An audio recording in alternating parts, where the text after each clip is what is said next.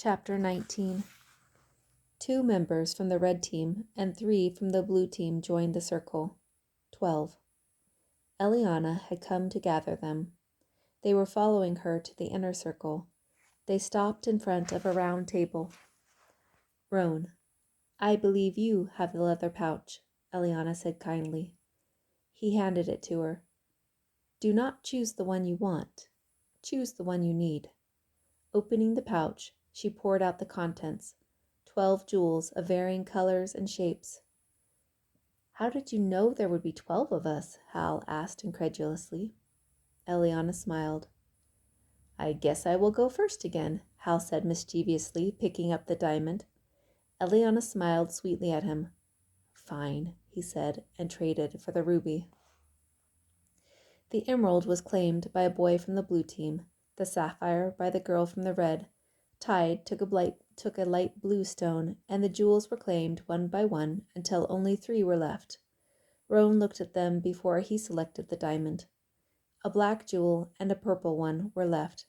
Go ahead, Grade offered. I'll go last, she countered. Grade reached for the black jewel, but picked up the amethyst, leaving her the black jewel. Eliana smiled and turned. They followed. She led them to a stone tower. It was round and had many doors.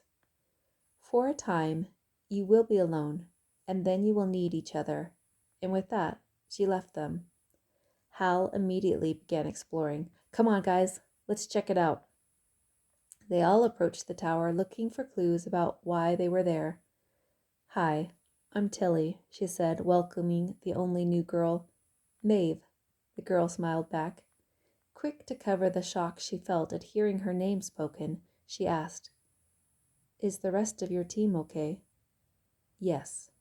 We lost 2 yesterday, but they will be okay. The red team had it worse. I'm not sure if one of their girls will recover. Horrified, she asked, What happened? I don't know. I only know that much because my brother Saul was talking to her brother Boyle. As she said it, she pointed to her brother, the boy who took the emerald, and one of the boys from the red team. Her face must have shown confusion because Maeve said, I was thinking the same thing. It must be hard for him to concentrate when his sister is hurt. It had been hard enough saying goodbye to her friends of only 4 days. She didn't think she could say goodbye to a sibling, especially a hurt one. She looked at the boy Maeve had pointed out and wondered how he decided. I figured it out, Hal came running from the backside. 12! There are 12 doors. Tide stood beside him. Each doorknob has a spot for the jewel. I was just going to say that, Hal stated. Well, I just did. Tide smiled smugly. It seems strange to have so many doors for such a small place. How do we know which door for which jewel? Callity asked. Maybe it doesn't matter, Hal shrugged. Let's just try one. And before waiting for an answer, stuck the ruby in the door handle. Nope. He moved to the next one and did the same. Nope. Moving around the doors, he yelled out excitedly, I found it! Everyone gathered around him as he opened the door expectantly. It was dark. The daylight did not seem to penetrate the light. The daylight did not seem to penetrate the inside of the door. He stuck his hand in. Cold and creepy. Great. Tide was leaning on the tower by Hal's door. Hal, if you give me a minute to find my door, I'd appreciate you letting me go first. Hal smiled back. Too late. He walked in. The door closed behind him. The door handle turned into a very large ruby. Oh, it is good Hal went first, Tide laughed. All the door handles would be gone, and we would be stuck there forever. They laughed. New rule, Tide volunteered. We can only take our jewel after we all get safely out. He said it teasingly, but he was obviously feeling a little unsettled. Fair enough, Tide. Let's shake on it so that no one needs worry while we are in there, the boy with the hurt sister said. How did he know Tide's name? She remembered. Most of them were from Wisteria. Is everyone here from Wisteria except for Grade and I? She asked. Almost, Tide responded. Sorry, Tilly, we should have made introductions. I'm Boyle, the boy with the hurt sister said, raising his hand to wave. This is my teammate Golf. He is not from Wisteria. I think we are all teammates now, Boyle, Tide teased. You know what I mean, he responded. I'm Saul, and this is my sister Maeve. We are from Wisteria. Pud, the last boy from the blue team said, not from Wisteria. For anyone that doesn't know, that Weasley little guy was Hal, Tide said. Raise your hand if you promise not to take anyone's jewel. They all raised their hands. Great. Let's hurry back so we can be rich, Tide laughed. Page break. There was only one door left, so she knew it would be hers. She had just passed the purple one that Grade must have already entered. Curious, she went back to Grade's door and tentatively touched the doorknob. She decided to turn the handle. She was surprised it opened. She peered in.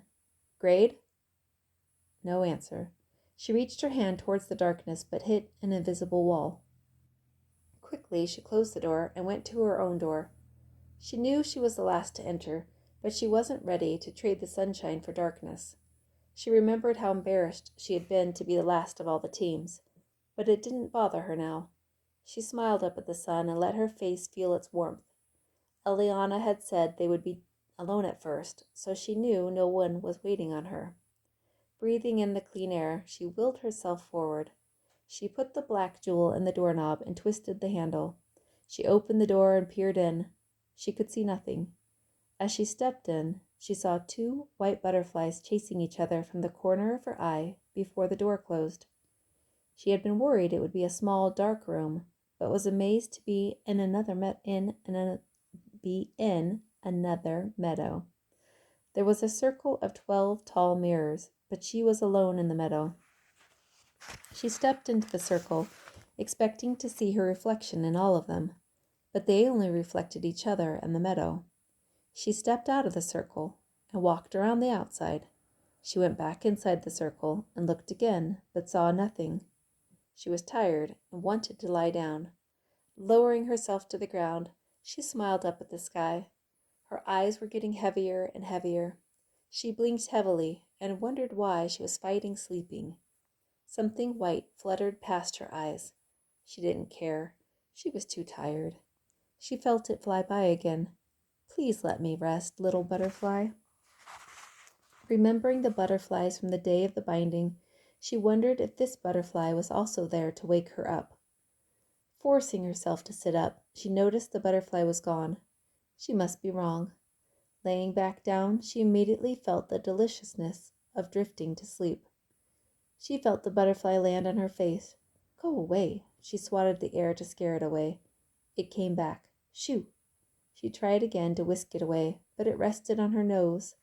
Frustrated, she sat up. Where did it go? Annoyed by its persistence, but more annoyed by its departure after waking her, she looked around for it. She stood determined to find it again. Seeing it in a mirror, she turned only to see it was gone again. This is ridiculous. Why could she not see herself in the mirror, but she could see the white butterfly that wasn't in the middle of the mirrors? Over and over, it would fly in one of the mirrors, but not be there when she looked for it. What was the purpose of this challenge? She walked to the mirror she had last seen the butterfly in. She could not see herself or the butterfly when she looked into it. She reached to touch the mirror, but her hand went right through it. Frightened, she pulled it back. Something was unsettling about knowing you were in a meadow inside a tower of 12 doors. She did not know if she wanted to add a mirror to the list. Seeing no way around it, she stuck her foot in the mirror. Not liking the feeling of being part of one world and part of another, she quickly stepped through. She was in a small, dank cabin. A child was cowering in the corner as things were thrown at him. She ran to throw herself over him, but the items went through her, smashing around him and hitting him. She could feel his terror and pain. Immediately, she was running alongside him. It was freezing. She could feel his hunger gnawing at him. His side hurt from running, and he would stop and retch, but then continue. The bundles of rags he had tied around his feet were unraveling, but he kept running.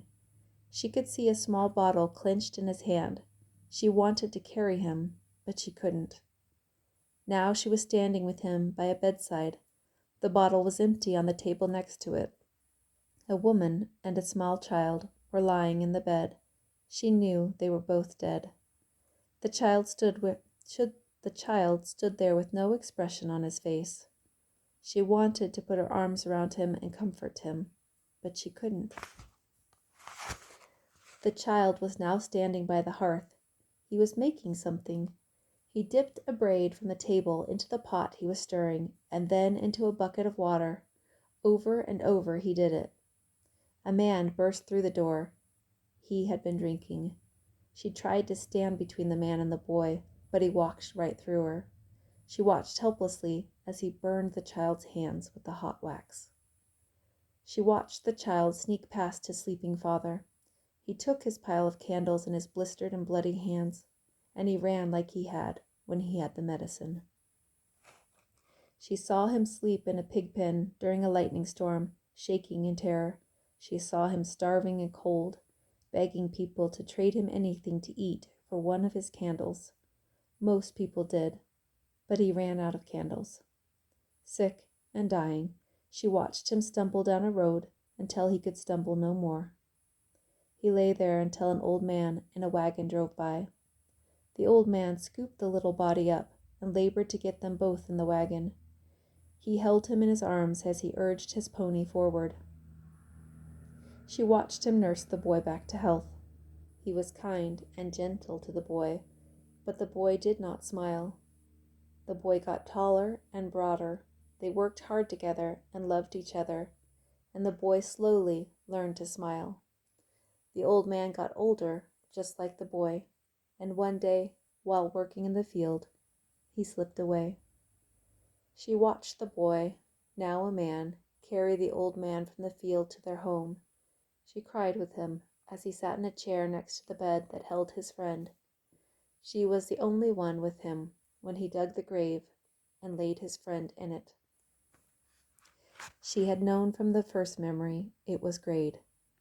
It hurt her to watch him suffer, but not looking did not change it. She would rather be there with him than have him be alone. She watched him clean the house and leave. She knew he was going to Wisteria. They walked together until they came to a stream. Gray drank from the running water.